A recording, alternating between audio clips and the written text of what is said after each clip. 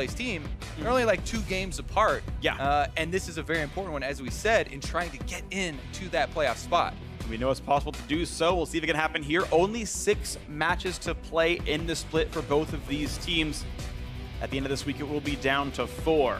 You can see the pretty standard top-tier bans going away. The Malzahar, the Varus, the Shen, Elise continuing to rise in priority, and that's going to be away from Chaser.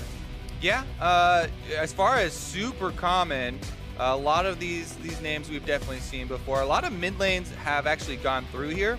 You know, Ryze and Syndra should be pretty high priority. I wonder if mid lane actually gets picked up in the first round and then second round of bans. If one of them doesn't answer, might be able to whittle that down further. But right off the bat, Graves prioritized over Rengar now. This is one of the things that I've been looking for from CLG for a few weeks now. To drop a little bit of the priority on Rengar and raise some on Graves. Because I just feel like he's so strong right now, and especially in Smithy's hands, has had a lot better performances. So let's take a look, as Chaser is going to be the one answering that very quickly with the Rengar and trying to pilot that more aggressive early jungler. And I think it's interesting because depending on who you talk to, some consider Rengar better, some consider Graves better, to some they're equal. Depends on who you ask. But CLG, with both up, would so much rather ensure that they get the Graves and the giveaway priority and everything else over to Team Dignitas, because they really value that matchup even more. Which is a divergence from what we've seen from them before. So I like the adjustment. Now, these shielding supports come in. Yep. As we've seen, Lulu, globally, priority on her has risen quite frequently in support of some sort of auto attack based AD carry. So even though we're still on 7.4 and not quite on the live patch, I do expect a little bit more, auto attack focus, although Lulu focus could easily be applied to Rengar as well. Works super well with that champion, and even if you're just looking at the first round picks there from Team Dignitas, nice synergy between those two. Able to Lulu to add some CC to the somewhat flimsy Rengar initiation if he has to go by himself. Yeah, absolutely agree. So as we're going to round out the lineup in the bot lane here, and we are going to see a champ select without Jhin. That's somewhat rare for 7.4. He's like a 90% presence champion, but both these teams going to go for more damage-focused bot laners. The 6A, of course, has the Enchanter Crystal Arrow. Rumble banned away. Looks like Team Dignitas does not want to play around that champion. Yeah, and I'm actually a little bit surprised that CLG went for the Ashe over the Ezreal. If you look at the isolated, players, and Stix has had really good performance on Ezreal, and the champion's been extremely effective recently. However, if you look at their whole composition, bringing in the Ashe for that CC is definitely high priority, because 2 of the other roles that will generally bring that, the jungle and the support, both been locked in as, almost no CC for either of them, just the Karma Tether to rely on. So Counterlogic Gaming really keeping that entire composition in mind, and going with that Ashe will add an initiation tool for themselves. So both teams setting up here with some pretty good and pretty diverse opening round picks. As expected, like I was talking about, the second round of bans is more mid lane focused. The Syndra did pop up. Orianna has also popped up, but Ryze is actually still floating around. So that might be an area of focus here, as it would be available for Keen. Team Dignitas do get first round pick in the second half of the pick phase. Yeah, there's an interesting sort of situation in the pick bans right here, because normally it's like Ryze is very good, Cassio is considered a counter to Ryze, or is considered a counter to Cassio, and then Syndra is considered a counter to Orianna. Like it bounced back and forth. And they kind of played like one step forward on both sides. Like, we ban Syndra, then we can blind Orianna. Well, they banned Orianna, so can we blind Cassiopeia to block out the Ryze pick? And like it goes back and forth. Either way, Nautilus gets picked up after the final ban is the Renekton going away. And Nautilus really rising priority after the Maokai nerfs. Nautilus, the new sort of king tank in the top side, and someday will be in control. As we mentioned, there has been so much jungle influence as far as how successful the top laners are and the kills that they've been able to earn early on in the game. Nautilus is very good at setting up ganks for Rengar. That's a pretty potent combo that they could try and employ with the damage that Rengar does bring. Shout out to FlyQuest and the quick Shaco hover. Now they got to figure out what they want to play in the top lane to face off against Nautilus. Gangplank is often seen to do very well against it. We saw specifically Zig play that yesterday to pretty good effect. Yeah, I actually would like to see a split pusher from CLG in the top line. It looks like they're hovering a bunch of different tanks, but for me, the four-man squad that they had right there was pretty well set up to, complement a split-pushing top laner, where they've got Karma for disengage. They're all ranged, so the four-man squad counter to the single-man split-pushing could have a pretty effective bunch, but they decided to go with the more standard, set up that front line for themselves. Darshan on Poppy, he's no stranger. I mean, this guy's been playing Poppy ever since, MSI, and had big playmaking for the team, and been a big presence in the front line. We'll see how he does match up against Someday, because it is going to be kind of mirrored up there. We'll have tanks from the top lane, and then DPS coming from the jungle. Yeah. See if they have any influence, but whenever it is the double tank, maybe we'll see Chaser and Smithy, as we said, only with average jungle proximity, looking to affect elsewhere. There's your Cassiopeia you're looking for, though, Greek. Yeah, the last pick, Cassiopeia. I'm still a little bit surprised it wasn't Rise, but Keen would rather play Cassie here in the matchup, and that's just fine here. I assume that's part of the reason Ahri was grabbed in the first place. CLG had to assume what kind of champ's going to be played and what was scary and what wasn't. So into the laning phases, we're going to go pretty soon. Somewhat standard team compositions, and I'm definitely curious to see how Xmithie versus Chaser goes. You're mentioning them earlier about maybe they won't camp top lane to the tank v tank, but Xmithie has been very inconsistent. And, some of that's just been he's had some bad Rengar games, but sometimes he's had some really pop-off Graves games. And I feel like this is a player that needs to step up for CLG to be a great team again. I feel like when they were in the summer split, Xmithie was the rock who was always playing at an 8 out of 10 or higher. And then if the rest of the team could step up, then CLG would do well. And hey, they went to Worlds off of some very good performances. They made MSI finals, and it was off of Xmithie finally showing up as a good jungler. 2017 has not been a good year for Xmithie, and for all the CLG fans, are hoping to see if he comes back to that 2016 form. I do think, like you said, it's a little bit champion-based. And as far as rocks, Graves is such a good rock in the jungle right now. And this is the type of champion where Xmithie can grind out, jungle camp lead and farm it out early on. Plus, very good at counter ganking, especially against Rengar. So we shall see. Obviously, jungle is definitely team-oriented, especially early on. So let's see if we get any invades for deep wards here to see where the jungle paths actually start out. Raptor camps are super high priority right now. Rengar and Graves are two of the premier junglers for starting Raptor camps. Yep. So maybe we'll see some wards go down in those areas. And here we are in game 1 of the series. Heard the crowd cheering a second ago. Counter Logic Gaming and Team Dignitas very close in the standings. CLG a favorite for making the playoffs, although there is still room to lose out. Team Dignitas are 1 match win behind 6th. And a team like CLG is one they need to beat to prove they deserve to be in the playoffs here. Let's see if that can happen right now. Darshan and Someday, 2 players we talked about a lot during the pregame. Tended to only get kills if their junglers were present, but this matchup may not be a jungle-influenced one. Right now, the junglers are actually headed to opposite areas, both invading on the opposite quadrants, and this is actually fairly rare. Chaser still on the bottom side here as camps are about to spawn. Krugs are the later spawning jungle camp on that side too, so he's going to have to wrap around and just get there a couple seconds after the red does spawn. So it'll be that extra experience from the Raptor camp that we're talking about for Xmithie, whereas Chaser starting with the buff and getting a very significant lead from his bottom lane that almost steals away the red buff with the last auto there, but not quite. Yeah, and it looks like Chaser did use his smite to last hit the camp, so he's not going to have it for any later fights.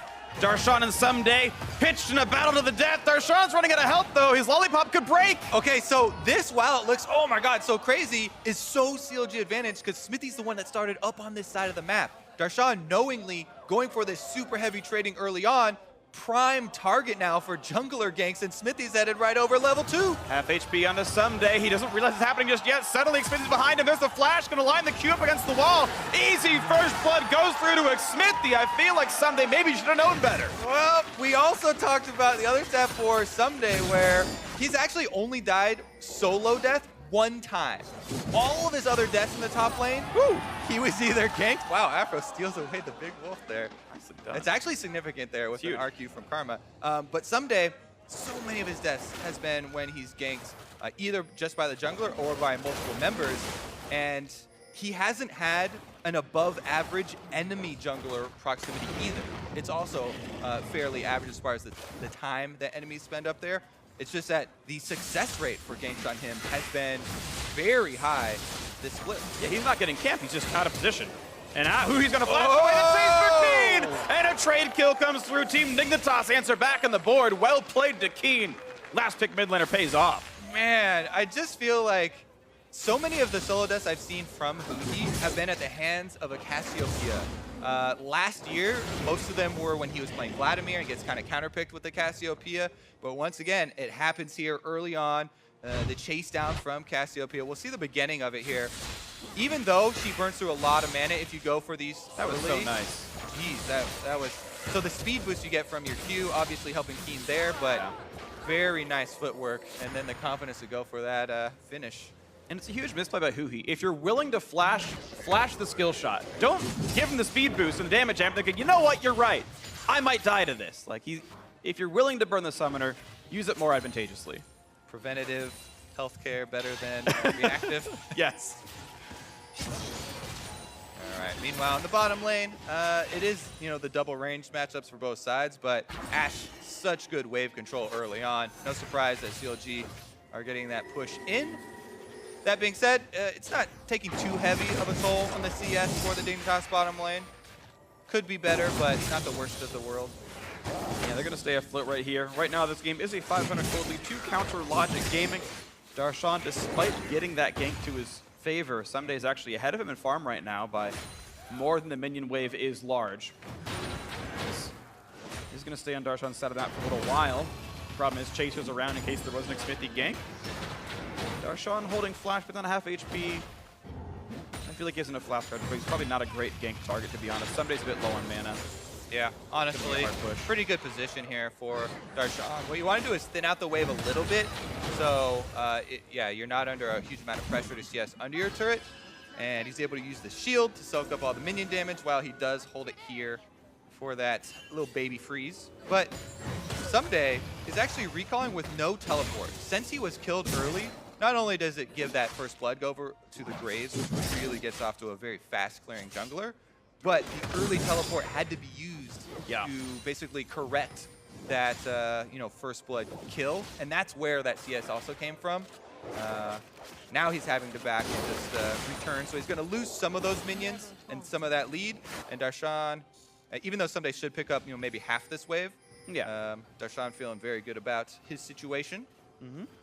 And that was really good. Someday misses 3 melee minions, which is really all he ends up completely losing out on after all the gameplay. So props by Someday to make a pretty elegant recovery. Definitely props.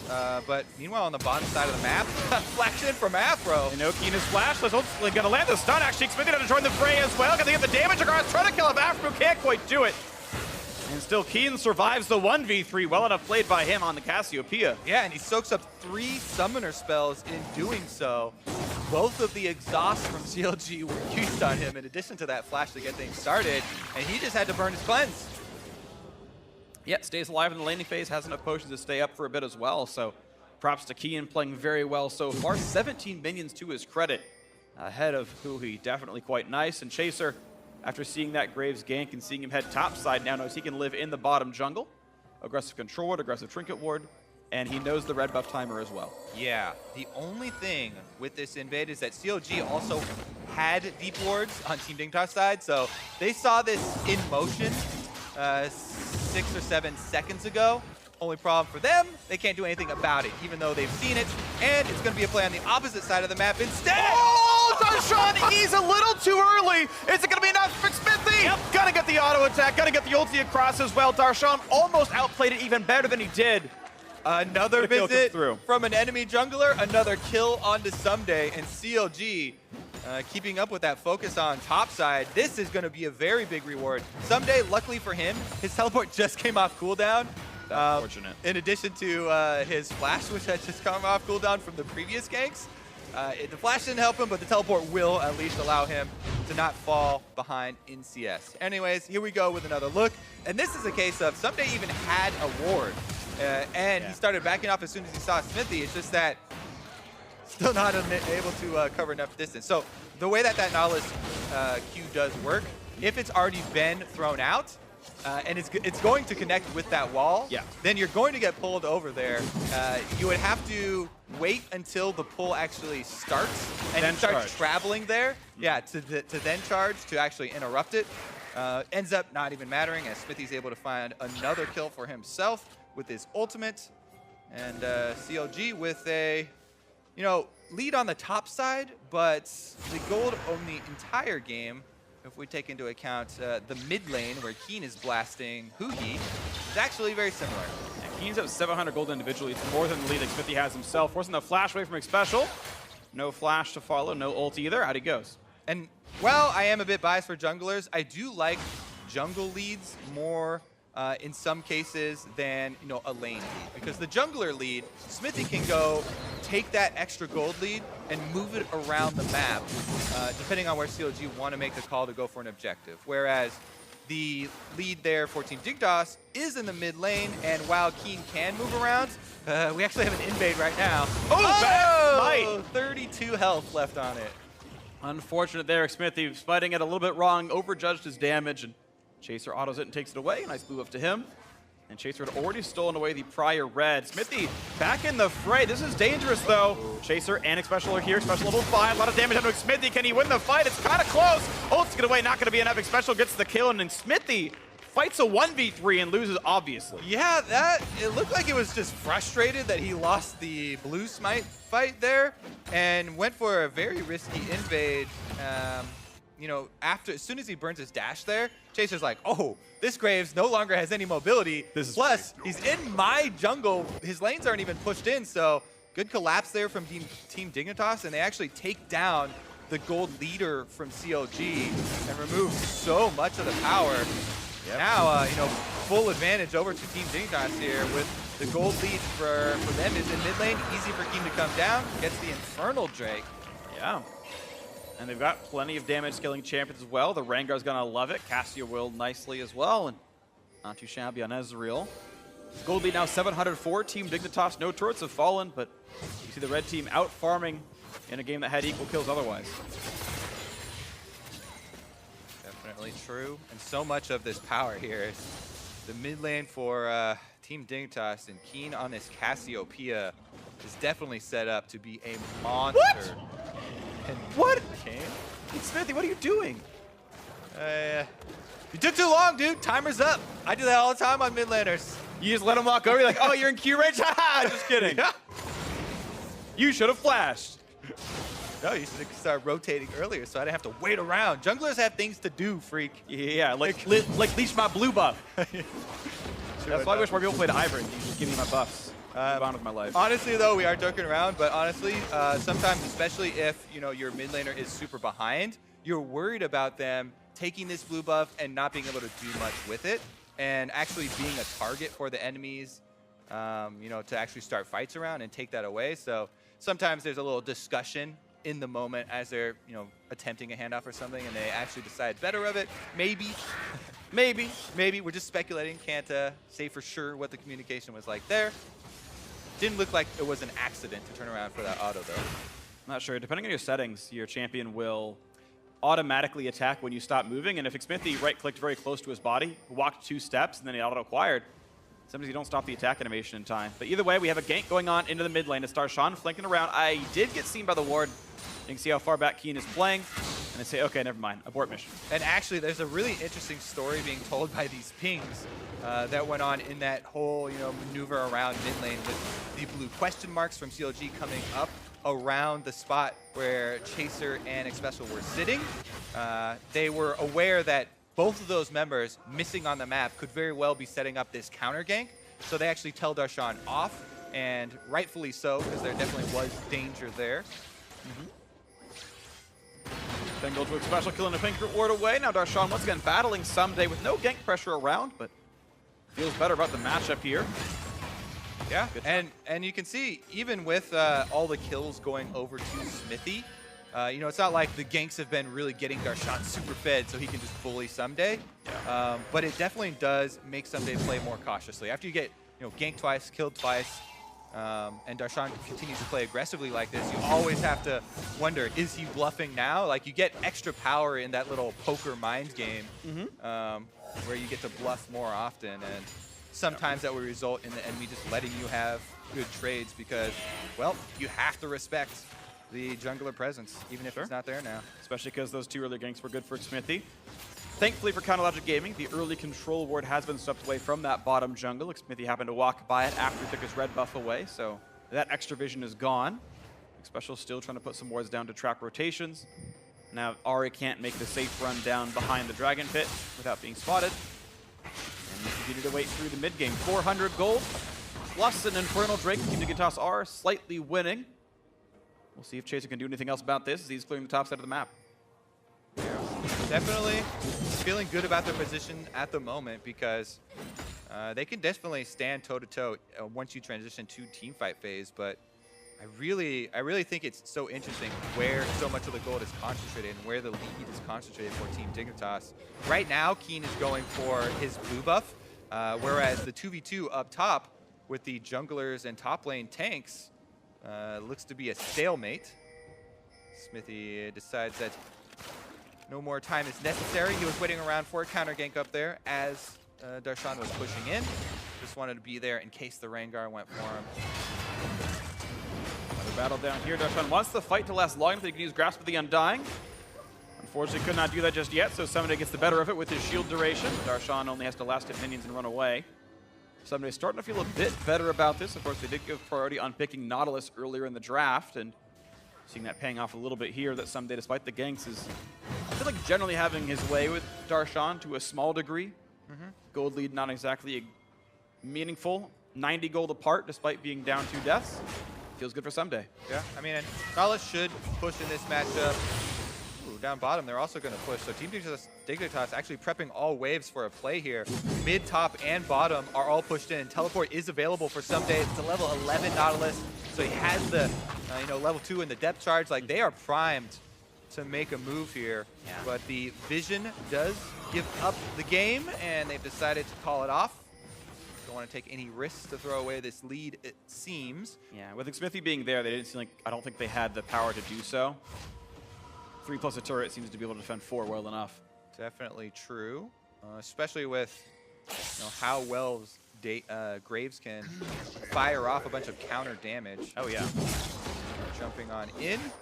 Meanwhile, CLG are playing pretty defensively here and able to hold on even though they're getting pushed in. Not giving up much. The dragon coming up soon, though, is Infernal, and that is a kicker.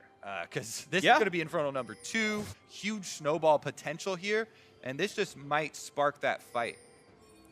Well, Smithy on a ward. If it sparks a fight, an Inferno might come afterwards. This time around, it's backwards, though. The Infernal sparks it. Uh-oh, now Smithy running for dear life, trying to run away. It's not going to be enough. Snuffed out just like a cigar. And there we go. Keen's got to run away. Thunderlord's on. Ulti from Huhi. Uh-oh, Aftermoo walking right into Chaser's face. Shields in. They get a tackle in from Darshan. Flash over the wall. Chaser going to try to stay alive. Spites the Drake for help. Huhi on the chase. Looking for a bit more. They've already picked up Aftermoo. Lod's going to be next up. The volley. The shots are there, but Lod actually stays alive. It's already been 4 kills for 0. It's a complete slaughter. The ace for Team Dignitas. Ooh, that spark turned into a wildfire, and Team Dignitas absolutely blow this game open. An ace and a second dragon. This is one of the biggest mid-game spikes. Like, if we're even in mid-game, this is still pretty early because this is complete rift control because it's an ace, so you can push in 2 turrets while taking an Infernal with your fed Cassiopeia from the mid lane with blue buff. Like, this is an absolutely insane amount of objectives won by Team Dignitas off of that team fight. Yeah. Suddenly a game that was 500 apart is 5,000 apart as we get to watch the start again.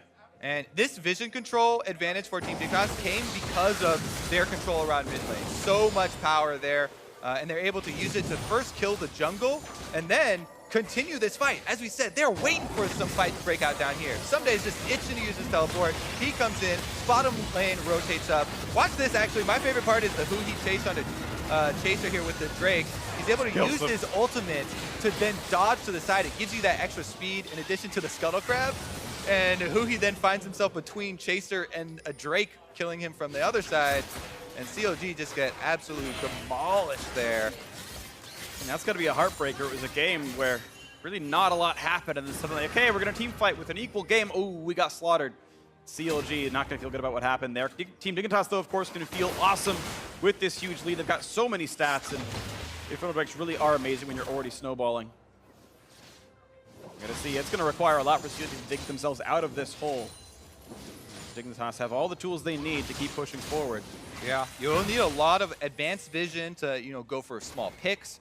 Take your small advantages and then run, because with that huge amount of gold and power with the Infernal Drakes that Team Dignitas just got, the even numbers aren't something that CLG want to mess with anymore. So they're going to look for some hit and run style, some fog of war play to try and get back in the game that way while playing defensively on their weak sides. Absolutely.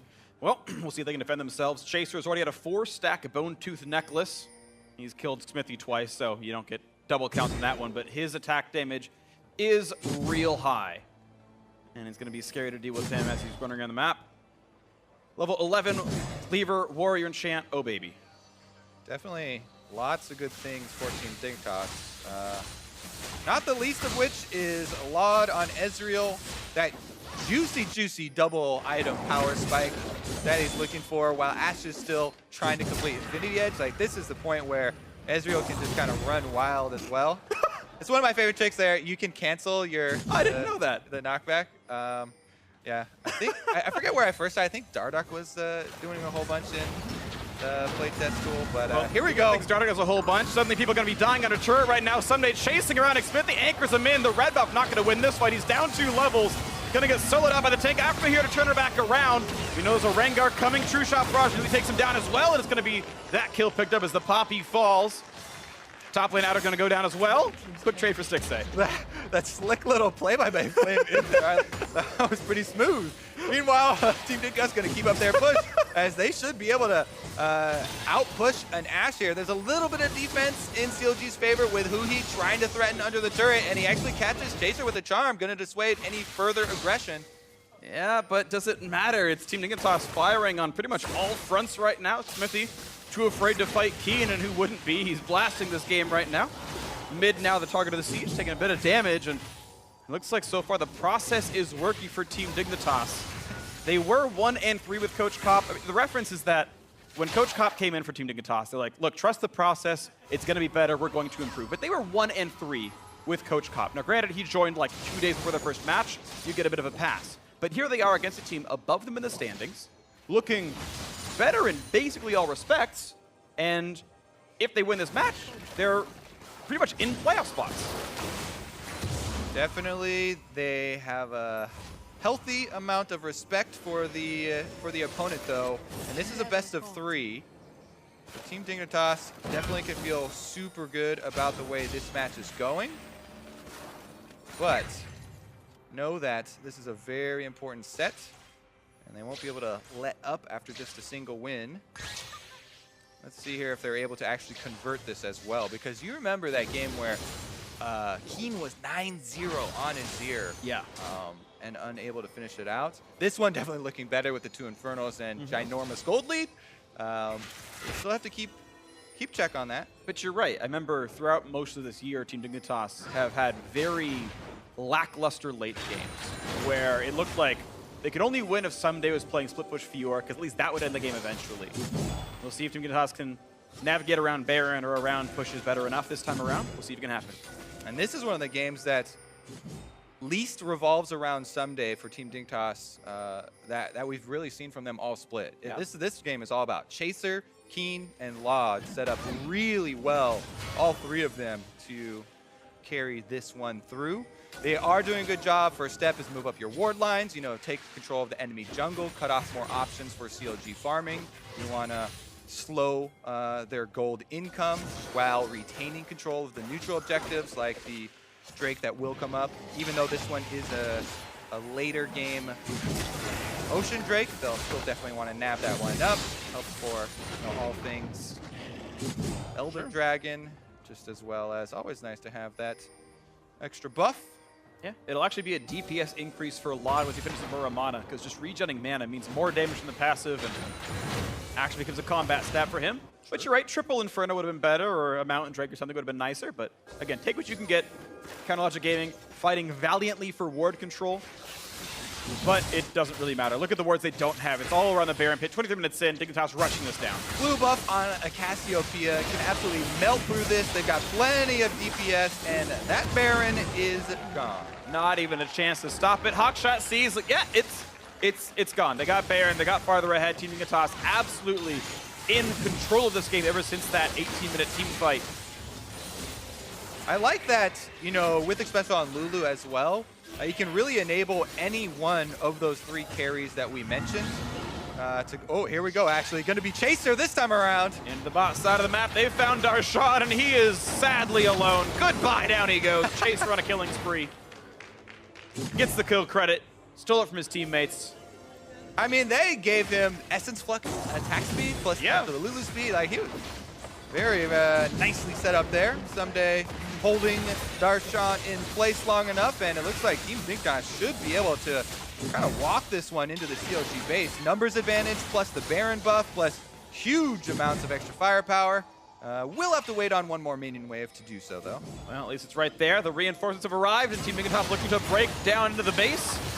Shield blocks into the Mantra poke, and they go to the turret, nearly gone. That's going to be popped 24 minutes, 20 seconds into the game. Into the base, Team Dignitas looking for a little bit more on this one, and if CLG won't fight for a turret, they won't fight for an inhibitor. This should be going over pretty safely to Lot, and Team Dignitas make that push count. All right, let's see where the next call is. Are they actually going to purchase? The pings are coming down on mid lane, but they have a decent amount of gold in inventory at the moment.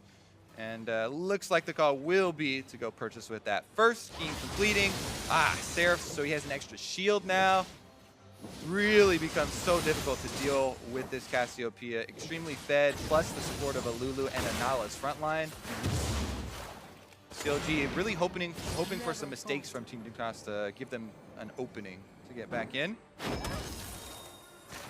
Seems pretty likely that that opening won't exist, though. Team Dignitas looking better over time, and really haven't seen any obvious hiccups. I'm sure there's things that could have been cleaner overall, but Team Dignitas not really giving openings. Their ward control's been pretty solid. That Baron was completely safe, and one of the best Baron calls I've seen Dignitas make all year. Yeah, the thing about that one is they prepped it well. Yeah, it's super easy for them to prep it well because you're up so 8K, far ahead. like whatever. But the important part is that they did the preemptive steps, clearing out the vision, placing down wards in that blue quadrant, and now they're continuing with their siege with said Baron buff, and might actually be able to get the double inhibitor turret right off of it. For the inhib turret right now, knockback goes onto the tank. Does CLG engage the 5v4? They cannot. All they get is some wave clear, and Sumday's back on the map. The cannon turret continues to plug away, but will finally drop out. Chaser's actually going to use his Baron buff right now to speed up the minions. Very It gives smart. it move speed as well. Is going to usher them along. Whimsies himself to make it even faster. Nice minion escort line here. So many pros don't do that. I'm glad we see this here from Team Dignitas. Whoever told them to do that, smart player. Turret's going down. Now the inhibitor once again. CLG gonna back off and give it away. They'll look for poke, but you've got to respect the anchor. Does not land onto Xmithy, and Team Dignitas looking so good right now. 11,000 up. Looking to take down Counterlogic Gaming in game 1. CLG have not shown signs of life turning it around. Yeah, I mean, for people just joining, tuning in now, the big story of this game was a huge mid-game win for Team Dignitas. They got an ace, an Infernal Drake, and 2 dragons off of a bottom lane play where they had vision advantage. And before that, there was, you know, CLG were winning top side with a bunch of games, and mid lane was going to Team Dignitas, but that's what really broke this game open. Ever since then, full steam ahead. Full steam ahead. The tank in the front line is going to be a quick disengage for CLG. Turret's going to go down. Darshan taking a bit of poke. Jump in for Lot. Anchor's going to be there, and Darshan going to be a great stun. Hits 2 or 3. That's one popped away. Xmithy is gone. And it's a 5v4 now. Team Dignitas just need to walk into the base, and this game is over.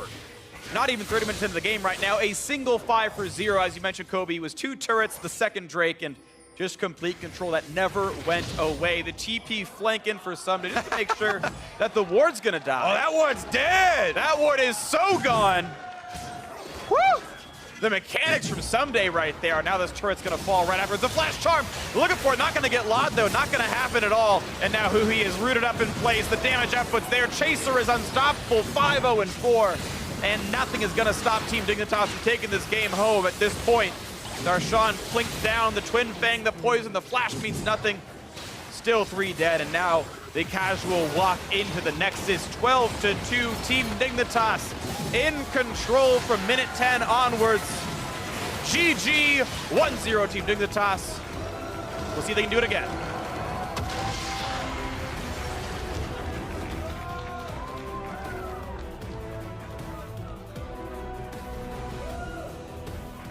Definitely a good spot here for Team Dignitas to be in. They're looking to make their push up into a playoff spot.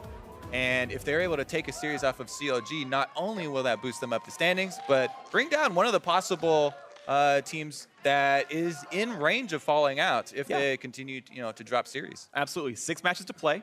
CLG up 2 matches. Echo Fox and Immortals only up 1 over Team Dignitas. And if Team Dignitas close out game 2 or 3, they are tied to win with Echo Fox, tied to win with Immortals, 1 win behind CLG with 5 to play. Absolutely, this team becomes a playoff contender. I mean, we know they already are, but I mean, that spot, it gets more and more secured. If you can crush CLG like you did in this game, what's going to stop you from taking Immortals? What's going to stop you from taking Echo Fox? What's going to stop you from getting into that top 5 or top 6 and making that run through the quarterfinals onwards? Yeah, I mean, the best things this time around from Team Dignitas, I like them playing around where they had the power. Yep. And that's what really broke the game open for them. All right, we'll see if they can do it again or if CLG can make the comeback. But now, for more on that Dignitas victory, let's send it down.